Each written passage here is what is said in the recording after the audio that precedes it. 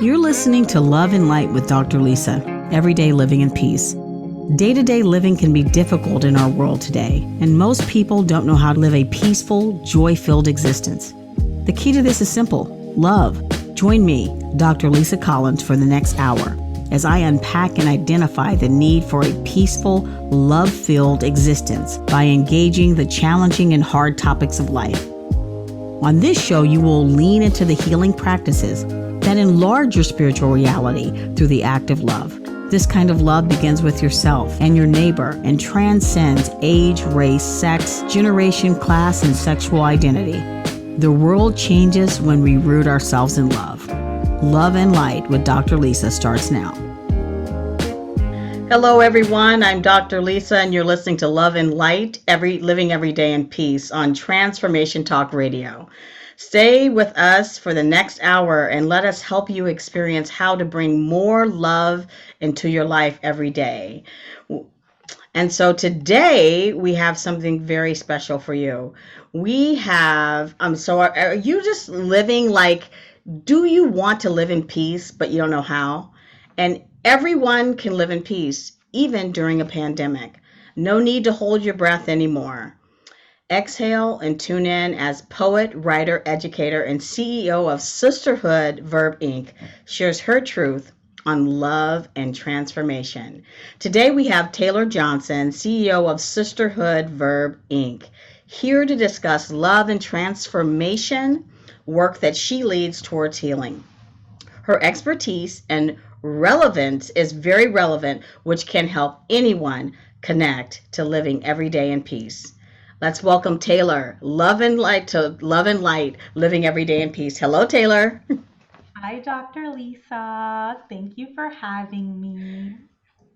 I love Tayllor very much, as she is my daughter and my first guest. So I'm very happy to have her on the show.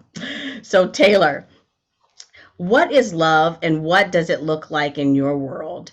Thank you for being a guest. I asked you to be a guest because of the work that you do in the world to bring love to so many different communities. And I know that you're an artist as well as a writer, as well as the list goes on and on. I'll let you talk more about those things. So would you like to open with a poem, or do you want to tell us a little bit of where have you been coming from in this place of love during this pandemic, where you were across the country away from your family? Tell me a little bit about that. So I think it's only in the moments where you and others remind me that I was in New York during a pandemic and I was living this experience that I see, wow, this was actually a very serious thing that happened. I was living it day to day. And I think I'm still processing it on what that meant to be in one of the hardest hit cities in the world during the pandemic and my family being 3,000 miles away. So during that time, love meant faith. Love meant acceptance. Love was it was grappling with lonely and isolation. But love was patience. Quote that. But it was all those things because day to day, I was with my partner and his mom and his sister. We're in a whole new space. I love these people, obviously, but now in a whole different way because we're in an emergency. And every day we have to choose love. We could choose fear, anxiety, and some days I did choose those things, and those were not good days. But when I had to start my day with faith, and God is love for me. Let me just put that out there as my that's just kind of my mission statement as a person. God is love. So I had to choose God. I had to choose love every single day. From the moment I turned on the news and got the daily, Cuomo up there giving us the updates, to going to bed and looking at the COVID case numbers, to laying in bed and, being scared to cough because I have a scratch in my throat. Because I'm laying next to my partner who has asthma and I have exercise-induced asthma. I had to choose God every day. I had to choose love every day. I was now had roommates who were, around my age, and now I had a motherly figure as a roommate and a older sisterly figure as a roommate, and I choose love every day. So that's just So I mean, I bet many people can identify with a it. rapid change, and now rooting yourself in faith and rooting yourself in love and having to do that. I mean, I know that you're a poet, and so I know, like, I know you have a piece for us to ground us in this conversation. What did you prepare for today? So there's a few poems that I had prepared. My favorite is always Tree, um, but there are some other ones that I'm gonna have to kind of sift through. But I think I want to start with Tree. I recently talked to someone about actually getting a permanent tree. So the sequoia like on me. So I'm very moved by that symbol right now. Um, and it was the one thing that was a constant during the pandemic. Um, my partner's mom had a big tree in the front yard, and I would go to it, and that tree didn't go anywhere, no matter what the COVID cases did, no matter who died, no matter how quiet it was in the street. That tree was there. Those flowers were there. That nature was there. So God and love was in nature as well, and that ministered to me during the pandemic. So I think I'll start with tree. If that's okay. Okay, so to give a little, like, so for my last episode, I talked about connecting with nature. So this is really, it shows up right on time. The connection with nature is a way to receive hope. And what you're saying is that was a form of hope and love for you. And with no further ado, Okay.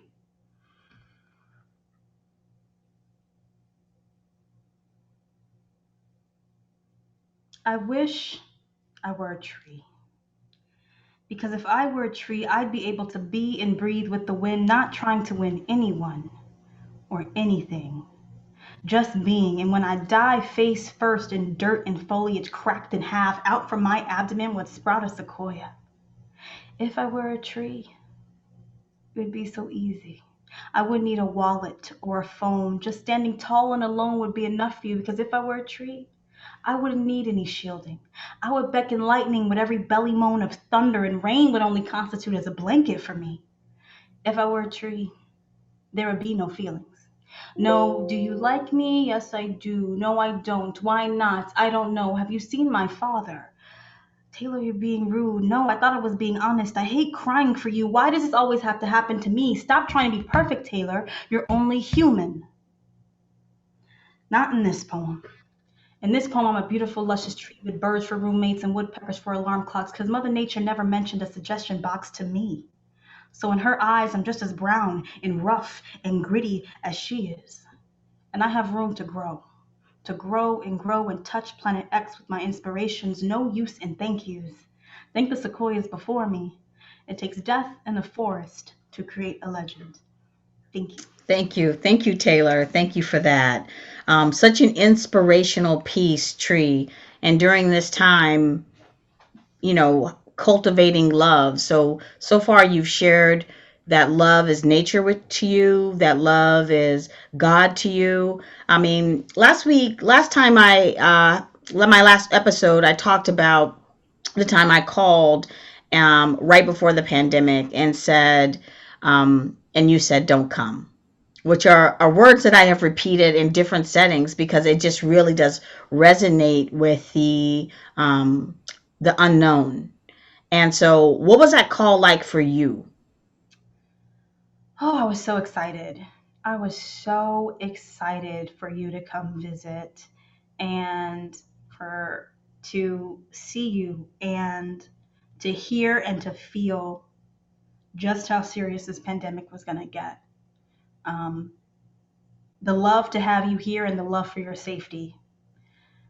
They had a moment, and my partner was next to me, and he was looking at the numbers, and he was looking at the news, and I was looking at the news, and I knew looking at what was going on, it was not safe for you to come. I don't know if you're going to get back home. And I was so disappointed. But Spirit told me that no, she can't come. And I had to follow that. I had to make that known and make that, clear. So I had to call and tell you, don't come. And it was a really hard phone call to make. And I don't think I realized how hard it was because I didn't think it would last this long. I didn't think I would be away from home for so long. I thought, oh, well, we'll maybe reschedule in a couple weeks. That's what everyone's saying. 2 weeks, 2 weeks, 2 weeks. I was really disappointed and I was scared. And I knew there was a reason that I was told that you shouldn't come. So I was obedient is the only word. When I heard you shouldn't come, I was like, she shouldn't come. It just didn't feel safe. Everything kind of felt like it was like, whoosh. Absolutely. What we've been talking about, if you're listening in, is we've been talking about love and transformation of love. And during some of these tough times of the pandemic, and Tayllor is going to tell us more about the magnificent work that she does to elicit love and find love in these isolation times. But we're going to go to a break. So hold that thought. We're going to go to a break. You're listening to Love and Light with Dr. Lisa and our guest, Tayllor Johnson, who is the CEO of Sisterhood, Verb, Inc.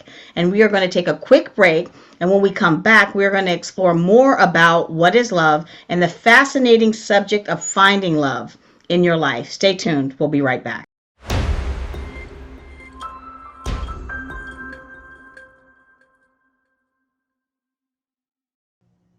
We're back on Love and Light, Living Every Day in Peace. And I'm Dr. Lisa. Today, our guest is Tayllor Johnson, CEO of Sisterhood, Verb, Inc., who is talking to us about love and how she leads transformational healing art practices that lead to self-love. But before we continue, I want to make sure everyone knows how to contact Tayllor. Tayllor, could you give us your contact information for the listeners? Sure. If you want to get in contact with me, all you need to know is Sisterhood Verb. That is my Instagram and my Facebook, and sisterhoodverb.com is my website, and there's a way to contact me through there. Or you can email me at info@sisterhoodverb. If you Google Sisterhood Verb, I will be there. All right, right on. Thank you, Tayllor. So when we were talking about isolation and talking about the pandemic and talking about places that you found love, if someone is out there and thinks they have no idea what love is, what is some forms of self-love that you have that you lead in the world? I had a meditation practice around when I first moved here. And that was a form of isolation that was different than the pandemic. I'm moving away from home. I'm ending a chapter of undergraduate, getting into the workforce. And I asked myself this question, or maybe Spirit asked me this question, of if you could hold lonely in the palm of your hand, what would it look like? What would it feel like? And I don't know what Spirit had me sit down and just think about, if I could hold this precious thing called lonely, would it be smooth? Would it be rough? Can I hold it in my hand with love? Can I hold it close and be curious about being lonely? And that's what I think about in terms of the pandemic and those of us who are at home alone. You might not have a pet. You might not have friends, family, partner, lover, a mouse, nothing. And we're by ourselves. And in that lonely, when I learned to describe it and give it characteristics that I wanted in lonely, it was no longer an enemy. It became a friend. It became an opportunity. And not all days are going to feel like that. But loving myself is learning to be by myself. And for those of us who are out there who may feel lonely or not feel what self-love is, sitting with yourself and asking, what is lonely? How can I hold it between my hands and be okay? That was a transformation from moving, and I had to use it again during the pandemic. I'm not with my family. I'm in this whole new chapter with the people in my life here. I had to revisit, what is lonely? how can I reconnect to lonely? Because now I'm living in a house with multiple people. I'm not by myself. How can I reconnect to that beautiful, smooth? I think I had it like an opal, peach shaped lonely. How can I reconnect to that? Loneliness and being alone is an opportunity because you're never really alone. You'll be able to hear something. When I was able to sit and have that, I heard something. I heard it. I can have fun all by myself. I love me some me and by myself a little too much. But I love my own company. And that took time, but it was when I saw loneliness and being alone as an opportunity, and how can those of us who are isolated rephrase our perspective to make it an opportunity to hear That's something. a That's amazing. Thank you for that, because I'm sure there are listeners out there that are thinking like I'm alone, like this can't work for me. But I love what you said about embracing, like embrace that and find yourself in your loneliness. I know that I just want to, and I wonder what do you think about Dr. King's tenets, his principles of nonviolence, which we know are love. So what you're saying is to embrace that about yourself. I'm just wondering, also, like, if there's someone who's thinking like, well, how do I do that? I just want to give these gifts of nonviolence from Dr. King, which I'm going to read them a little differently than Dr. King wrote them. I'm sure he won't mind. He may even encourage me to do so. But the first one, and this does dovetail on what you're saying, Taylor. Love is a way of life for courageous people. It is active.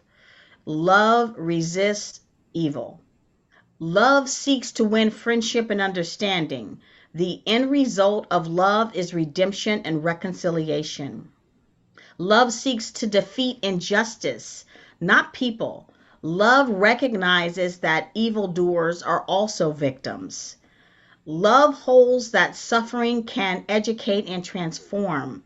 Love willingly accepts the consequences to its acts.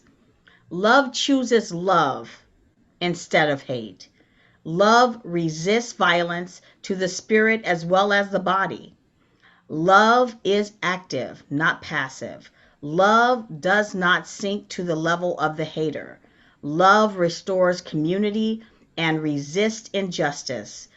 Love recognizes the fact that all life is interrelated. And Mm. one more, love believes that the universe is on the side of justice. And love, the person who is being a person of love has deep faith that justice will eventually win. Those are the words from Dr. King, his tenets and principles of nonviolence, exactly what you're talking about. Tell us now, like, what is it? Like, how do you do it as a writer, as a poet, as a creator? What are some steps people can take to what do you do and what do you lead to help people to find love? So poetry is my love language.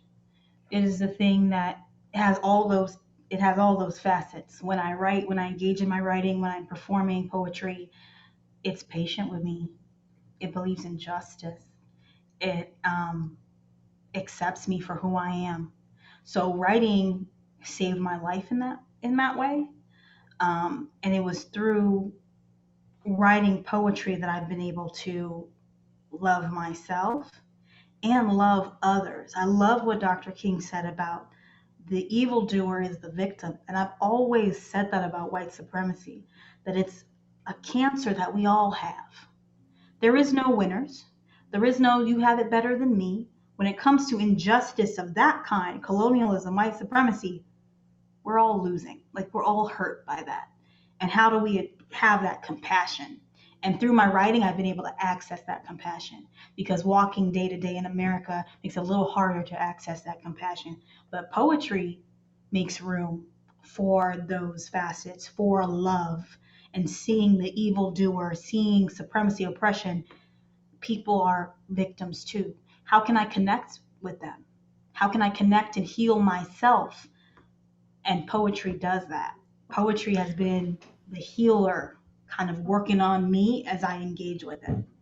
And I know that you have led people through workshops. And so, can you talk to us a little bit about like how do you take people through a workshop? How do you take a group of people? And I know you've worked with children, you've worked with adults. I know you have worked in different communities. Um, how do you use your work to help people to access self love? I heal out loud. That's something that's come to me as my brand, Sisterhood Verb Incorporated, has grown. I'm healing out loud. I'm not coming to you as an expert. I'm coming to you as a peer. So when I go into workshop spaces, we're in this together. I'm not here to impart any epiphanies. You already have them. I'm here to rediscover mine and maybe get a few more and help you get yours at the same time. So it's a community thing. Sister of Verb Incorporated, me, my writing, workshop facilitation, anytime I enter those wellness spaces, I am in community with you, and we're in community together, and we're figuring it out together. We're working together through the poetry, through the performance. I'm working with my students. There's one thing, and I promise not to cry, but one example of that is working in Portland, Oregon. I was working with fourth and fifth graders, fourth grade going to fifth grade. Last day of our poetry day, student needed help. He said, "Can you help me?" I helped her the day before. Today's the day. She's been quiet the whole summer, but all my students have to perform. And she's like, "My stomach hurts. I don't know if I can do this." I was like, "I believe you can do this. 1 minute and you're done." And she did it. I'm gonna cry. She did it, and I went. The whole class was going crazy because I make sure that we're all in community and it's supporting each other. They had their phones out. I don't fourth and fifth graders with phones, and I hugged her. And I always tell the story because this is where the fire was lit under me. And I looked at her and she was crying. A fourth grader, tears flowing, not upset. She didn't stub her toe. No one took her pencil. Just the tears just kept going. And I was like, whoa, she tapped into that. I didn't do that. She did that. And she asked me, she said, "Can you stay and tell my mom what I did?" Tears. That's power. That's love. That's God right there. I didn't do that. I helped her get there though, and she's never going to forget it. That's why I'm here. I helped her get it, and she's never going to forget that power. I believe she found her power that day. She found her love that day. I believe she found it, and it moved her so much. I don't know if she knew why the tears were even there, but they kept coming. That right there is how I do it in the workshops. That's it. So healing, so healing. Wow, that is so positive. My last episode, I discussed, hope and what you're expressing and non-judgment and positive input. And you are totally describing a way that people can express love in this world by helping one another in what a healing community. And we need each other. I love what you said about white supremacy. It's like it's a cancer for all of it. All of us are suffering. Yeah, so we need each other. And that's one person caring for another person. We've missed a boat somewhere where we don't care for one another. And that has to change. It has to change for this world to be a better place. So I love hearing that. That is exactly, and I hope more people out there are listening and that more people are saying, yeah, I want a better world. I want something different. And that's what we're about here at Love and Light. So, we're coming up on another break. I can't believe it. It's another Okay. break already. I'm Dr. Lisa, and you're listening to Love and Light, living every day in peace. And when we come back, we'll continue to talk about making love intentional in our lives. Stay tuned. We'll be right back.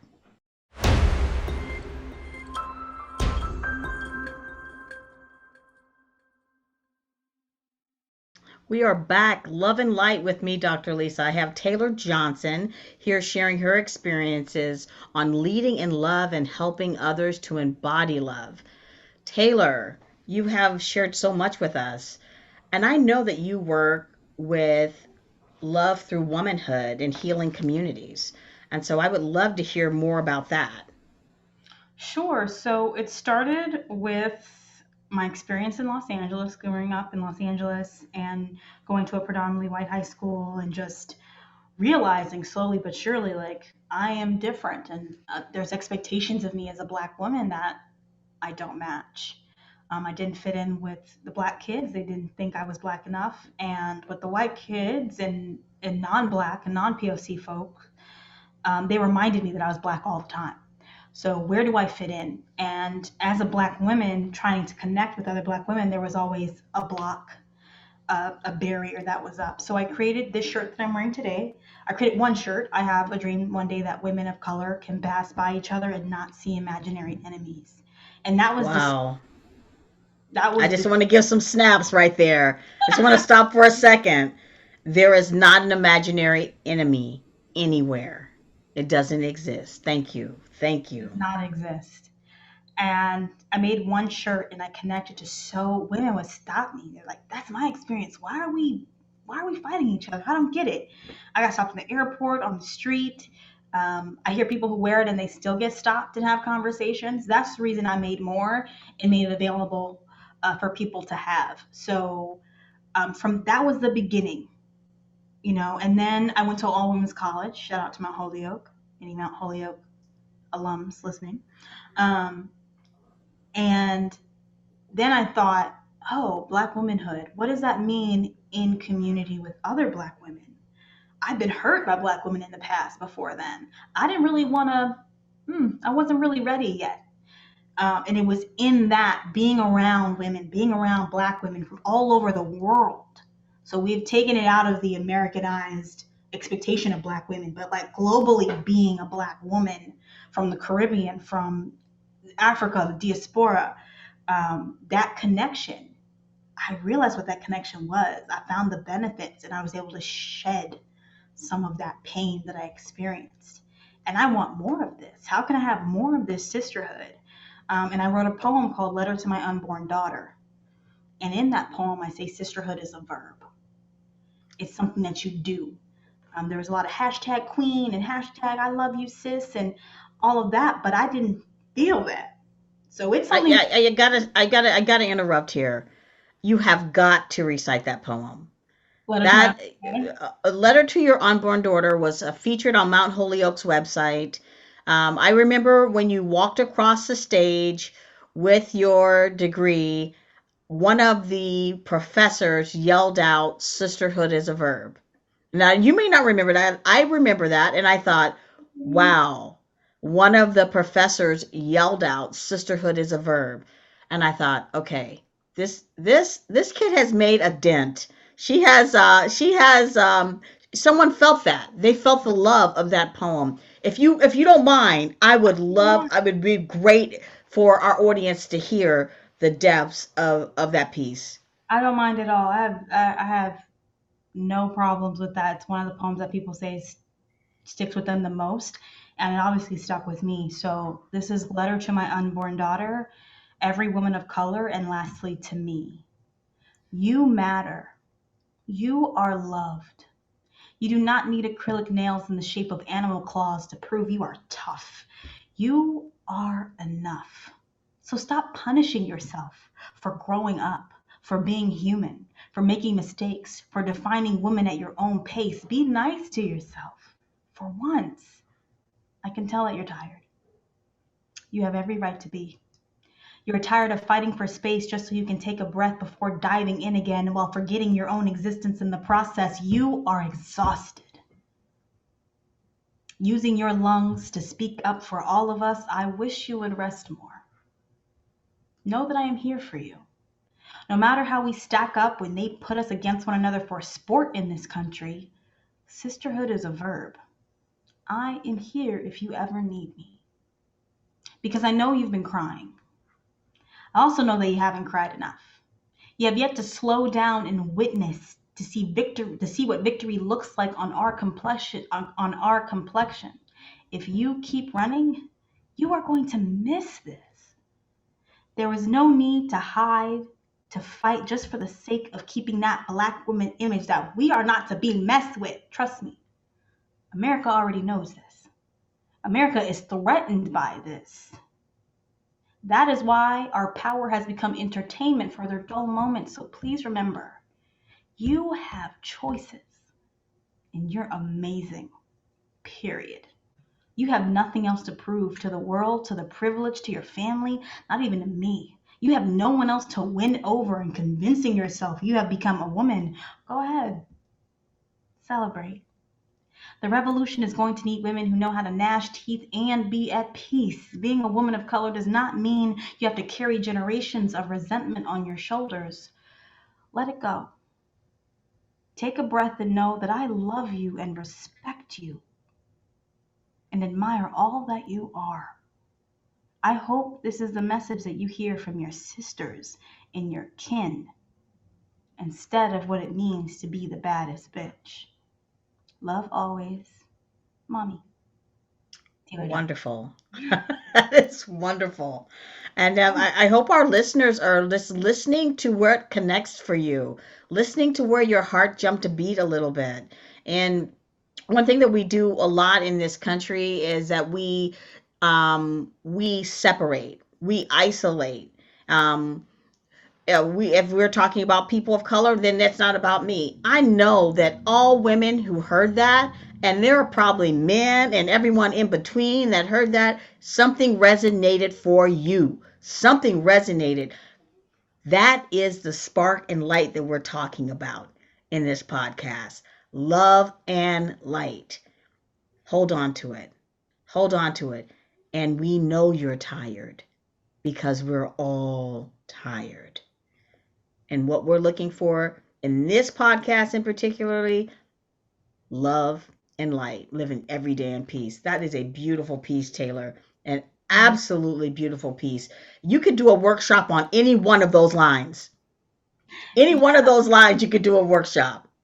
This And this so is yeah, this is how it all began. This is really this it's poem beautiful. was supposed to be. So from there it just as I healed out loud, I found other people who wanted to as well. That's beautiful. Yeah. That's beautiful. And so you bring so much healing and love into your work. And you've talked about how you got onto this path. And you talked about how you started writing. So, how does writing performance help others heal past harms? You bring this love, and you said that I live out loud. I'm an example. So, I want you to come on this journey with me. I want us to do it together. I love that. And so, how do you find other people? How do you recommend that people find other people to walk on this journey together with them? That's a very good question, and I think the key is living, healing out loud. So on Instagram and on Facebook, on all these ways that connect the world, I decided I'm gonna be honest. Today I posted about giving myself credit for everything I've done. I might not think I'm where I need to be, doesn't matter. I'm here. My ancestors are cheering me on, whether I think I'm at the right place or not. That's how be intimacy into me you see. Be vulnerable. Um, that's not easy in today's world, and it's definitely not easy online. But when you have, and I'm not the only organization that's invested in Black wellness, Black women wellness. There's tons of others. Connect with us. Facebook groups, WhatsApp chats. Um, dare to dare to be seen. Dare to be seen by other Black women who want to see you, because there's a lot of them. I went to a birthday party and sat next to a woman I never met in the world. Took 5 minutes. We were like, oh, we're having the same experience. We Mm. want to talk about this stuff. Let's make it happen. That's how Sisterhood Saturdays actually began. This woman said, I need a space to talk about this stuff. I want to talk about colorism. I want to talk about being African in America and what that difference is and our experiences and how they connect. I want to talk about that stuff. So if you're looking for community, um, reach out, be it just a Facebook post. That poem, this was a Facebook post, y'all. This was a Facebook. And my mother had the sense to be like, nah, put that on a shirt. I was like, oh, this is a big one. And from that, from my mother seeing me. I was able to get to this space. I want to see you. If you're a Black woman listening, I want to see you. Come see me because I want to see you. And when you heal out loud, when you share your experiences with one another, we don't feel so alone anymore. We can be Right. tired and take a breath together because we're in it Right. together, you know? So I've actually used social media and the internet while we're in this pandemic space to connect to other Black women who want to connect and want to see me. So I believe in giving, offering that gift to others. I want to Mm-hmm. see you. There's Black women who saw me. They want to see me and they see me for who I am. So I'm giving that out as well. Right. And so any listeners that are listening, find a community for yourself. Find a connection, whether it's gardening, whether it's macrame, whether it's knitting. Find a community, find out what you love, and find other people who love it too. And Taylor's situating herself. She's a Black woman and she's situating herself as a Black woman. I too am a Black woman and I situate myself as a writer, as a playwright, as a film producer, as an educator, and as a Black woman. I embrace all parts of myself. And Mm. so we want you to do that too. Taylor, you have a workshop coming up. Um, can you quickly, you know what? Hold on to that. We're about to take a break. And when we come back, we want to hear about your workshop. Sure thing. Um, all right. So here we are, Love and Light with Dr. Lisa. We're here with Tayllor Johnson, CEO of Sisterhood, Verb Inc. And we're going to take a quick break and we'll be right back with you.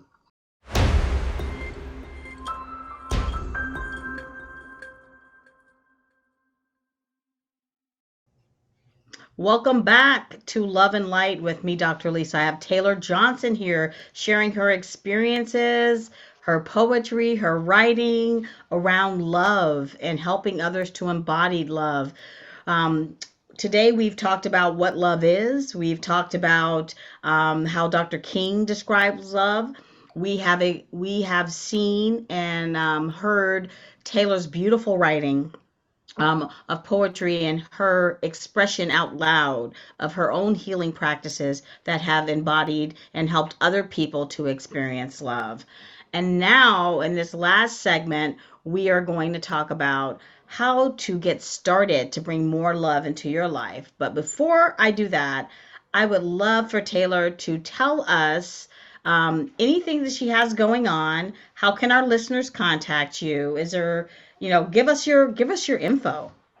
Okay, so sisterhoodverb.com is my website. That's where you'll learn about everything Sisterhood Verb, our mission, what we do, how we can help, um, various communities, be it education, curriculum development, or businesses that want to live up to their diversity statement that they promote a lot.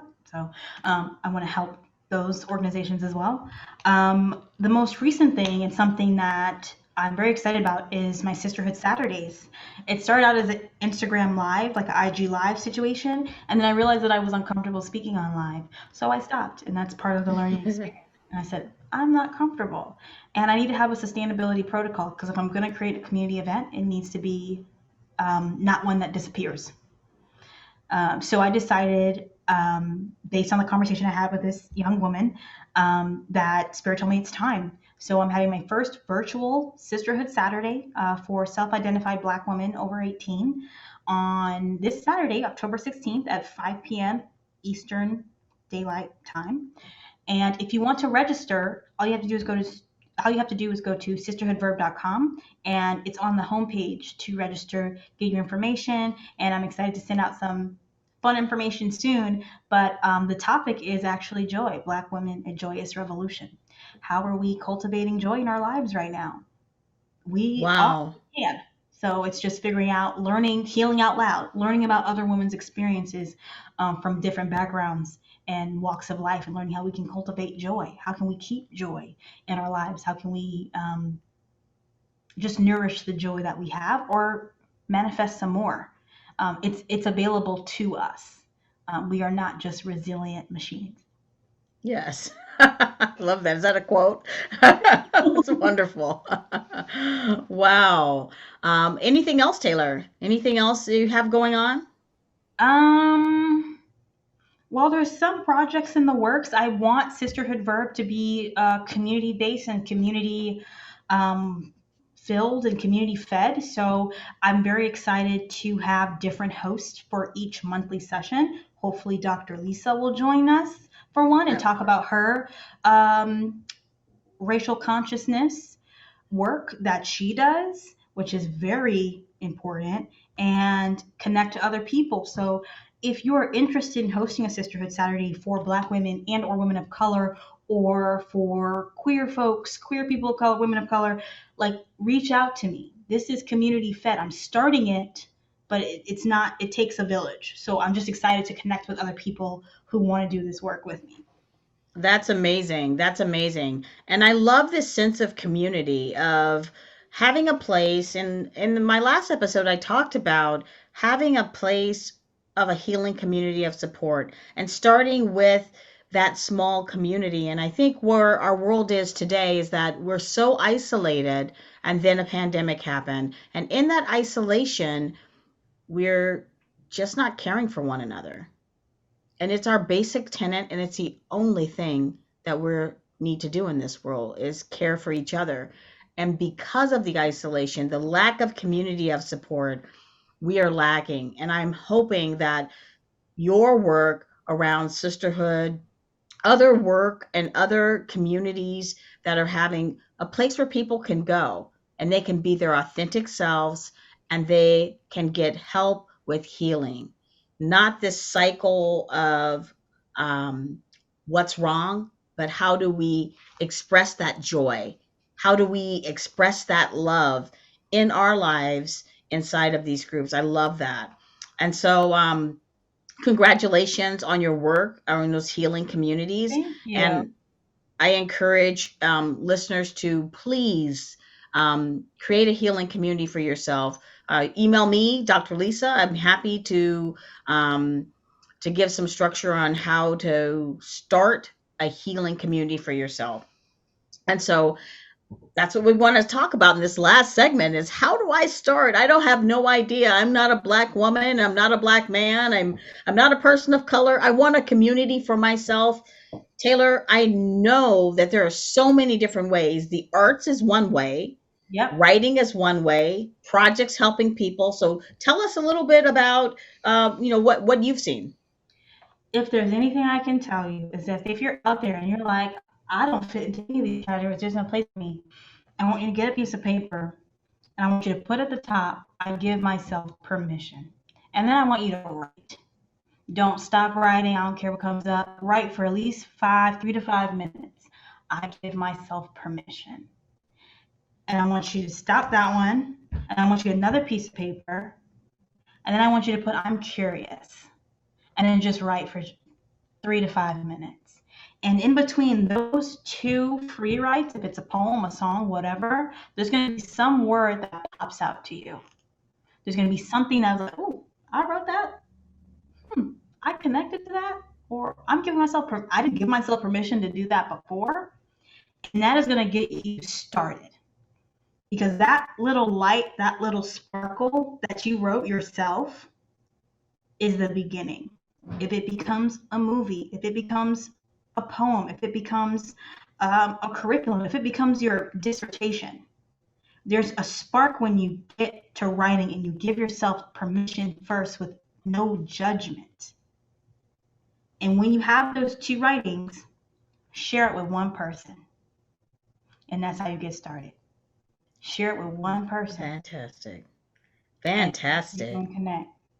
That's how your community begins. Yep, that's how community starts. One person talking to another person. Tayllor, those were awesome, excellent examples of your leadership in helping people to connect to love. And I know that you do other work, you do curriculum work, you work with other kind of communities. Can you tell us about any writing groups that you've belonged to? I belong to Power in the Pen, which is in Brooklyn. I didn't start that one. That one is started by Kathy Wright Lewis. Shout out to her. She will be a guest on this show. I can wait for that. There are different writing groups I am a part of that help with that part. I do work with curriculum development, so the same things that I have for myself, I offer to students that I teach. I offer to adults. So I hope to work through Sisterhood Saturday. I hope to work with women of all different ages to learn from them and to have this sacred this exchange of spirit. I always said poetry was a spiritual conversation. When I perform on stage, I'm not having a conversation with you. I'm not saying words to you. We're communicating spirit to spirit. I see you, you see me on stage, and we're having a conversation in spirit. So I hope that answered your question. I don't know what I would do. You totally did, and believe it or not, I wanted to say, Tayllor, thank you for being here. Thank you for coming to my podcast. It has been miraculous and inviting, and I know so many people are moved by your words. I just want to say, my tip for this week is treat yourself like your best friend. Love begins with you. Yes. If you'd like to, right? Yes, you told me that. You told me that when I was growing up. You said something I said to myself, and you said to me, would you say that to your dog? And it stopped me in my tracks. I said, I would never talk to my dog that way. Why would I talk to myself that way? You put that, yeah. Yep. So that's my tip for this week. If you want to contact me, you can go to my website, educationthroughengagement.com. All of my info is there. I want to, from the bottom of my heart, thank my guest today, Tayllor Johnson, CEO of Sisterhood, Verb Inc., for sharing her gifts and her heartwarming information on love. I can't thank you enough for tuning in to Love and Light. Living Every Day in Peace with Dr. Lisa. I had a wonderful time. Please join me every second and fourth Wednesday, 4 p.m. Eastern, 12 Central, 1 Pacific.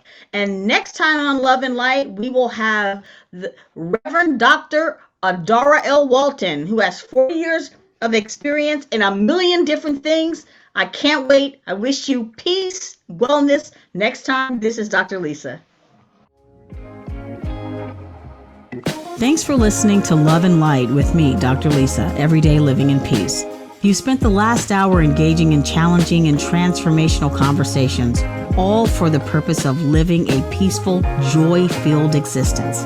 Join me next time to continue growing in love and light through healing practices and acts of love. To learn more or work with me, Dr. Lisa, visit educationthroughengagement.com. That's educationthroughengagement.com. Remember, the world changes when we change by coming home to love. Tune in every second and fourth Wednesday at 1 p.m. Pacific, 4 p.m. Eastern, here on TransformationTalkRadio.com.